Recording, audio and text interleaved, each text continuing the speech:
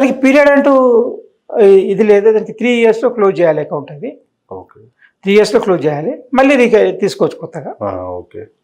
లేకపోతే రెన్యువల్ కూడా చేసుకునే అవకాశం ఉంటుంది. రీపేమెంట్ ప్రాంప్ట్ ఉంటే మనం నార్మల్గా మన house loan, car loan type కాదా సార్ ఇది? 5 ఇయర్స్ అంటే 5 ఇయర్స్ లోనే కట్టాలని ఉంటుంది కదా. ఇది బిజినెస్ కూడా కదా, బిజినెస్. కాబట్టి అంత ప్రాబ్లం ఉండదు. ఇది ఓకే. రెన్యువల్ చేసుకోవచ్చు, దానికి రెన్యువల్ చేసుకునే అవకాశం ఉంటుంది.